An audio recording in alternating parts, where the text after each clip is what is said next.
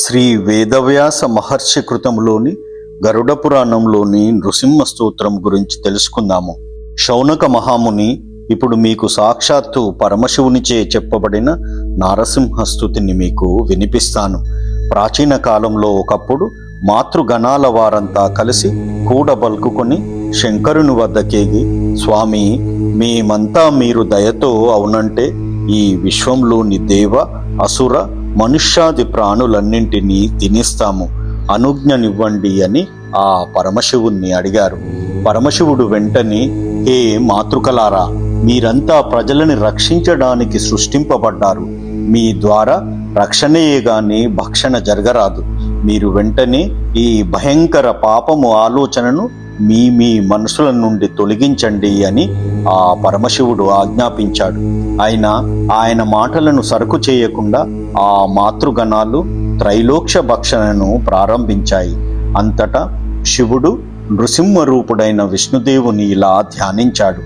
ఆద్యంతరహితుడు, సమస్త చరాచర జగత్ సృష్టికే కారణమైన వాడు, విద్యుత్సమానమై మెరుపుల నీను నాలుక గలవాడు, మహాభయంకరములైన దంతములున్నవాడు, దేదీప్యమానములైన జూలుచే సుశోభితమైన గ్రీవము కలవాడు, రత్న జటిత అంగదాలచే కిరీటముచే శోభిల్లువాడు, స్వర్ణ కాంతులీను జటలతో మిరుమిట్లు గొలుపు శిరోభాగ విరాజితుడు, స్వర్ణ మేఖలచే అలంకరింపబడిన నడుము గలవాడు, నీల కమల శ్యామవర్ణ శోభితుడు, రత్న ఖచ్చితములైన అందెలు గలవాడు, సంపూర్ణ బ్రహ్మాండ వ్యాపితమైన తేజస్సు గలవాడు, వర్తులాకార రోమాలంకృతుడు, దేవ శ్రేష్టతమ పుష్పహారాభిశోభితుడు, విశాల నేత్రుడనగు నరసింహస్వామిని నేను ధ్యానిస్తున్నాను అని శివుడు అన్నాడు.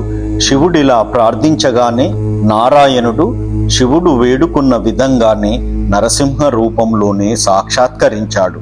ఈ రూపము దేవతలకే దుర్నరీక్షము కని శివునికి కాదు.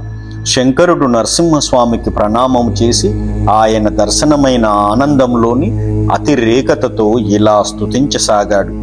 నమస్తేస్తు జగన్నాథ నరసింహ వపుర్ధర, దైత్యేశ్వరేంద్ర సంహారి, నఖశుక్తి విరాజిత, నఖమండల సంభిన్న హేమపింగళ విగ్రహ, నమోస్తు పద్మనాభాయ శోభనాయ జగద్గురు, కల్పాంతం బోధ నిర్ఘోష, సూర్యకోటి సమప్రభ, సహస్రయమ సంత్రాస, సహస్రేంద్ర పరాక్రమ, సహస్రధన దస్వీత, సహస్ర చరణాత్మక, సహస్రచంద్ర ప్రతిమ, సహస్రాంశు హరిక్రమ, సహస్ర రుద్ర తేజస్క, సహస్ర బ్రహ్మ సంస్థుత, సహస్ర రుద్ర సంజప్త, సహస్రాక్ష నిరీక్షణ, సహస్ర జన్మ మథన, సహస్ర బంధ మోచన, సహస్ర వాయు వేగాక్ష, సహస్రాజ్ఞ కృపాకర. ఈ విధంగా స్తుతించి వినమ్రతాపూర్వకంగా శివుడు నరసింహస్వామికిలా విన్నవించాడు. భగవన్, అంధకాసురుని చంపడం కోసం అవసరమవుతారని నేను కొందరు మాతృకలను సృష్టించాను. ఇప్పుడు ఆ మాతృకలు హింసా ప్రవృత్తి కాకరాలై నా మాటను జవదాటి విశ్వంలోని వివిధ ప్రాణుల్ని తినేస్తున్నారు. అందుచేత వారిని సృష్టించిన నేనే మరో దారి లేక వారి సంహారానికై మిమ్ము వేడుకుంటున్నాను. వెంటనే నరసింహమూర్తి జిహ్వాగ్ర భాగము నుండి సహస్ర సంఖ్యలో దేవీ స్వరూపములతో మహాశక్తులు ఉద్భవించి ఆ మాతృకలన్నింటినీ భస్మం చేసి పారేశాయి. ఈ విధంగా నరసింహస్వామి లోక కళ్యాణ కారకుడైనాడు. ఈ నారసింహ స్తోత్రాన్ని నియమపూర్వకంగా పఠించేవారి సమస్త మనోరథాలను శ్రీహరి నెరవేరుస్తాడు. కనులు మూసుకొని నరసింహదేవుని ఈ క్రింది రూపాన్ని ధ్యానించి చూడగలిగిన వారు దైవ సమానులే కాగలరు.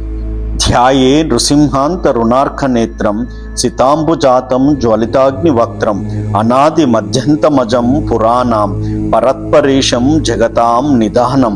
మంచు పొరలను, పొగమంచును సూర్యుడు నాశనం చేసినట్టు ఈ స్తోత్రాన్ని భక్తిగా నియమంగా పఠించే మానవుల కష్టాలను, పాపాలను నృసింహస్వామి పటాపంచలు చేస్తాడు. కళ్యాణకారి అయిన మాతృవర్గయుక్తమైన నరసింహదేవ మూర్తిని నిర్మించి దానిని పూజించిన వారి వెంట ఆ స్వామి నిత్యము నిలిచి రక్షిస్తాడు. ఈ విధంగా నరసింహ స్తోత్రము గురించి గరుడ పురాణంలో చెప్పబడింది.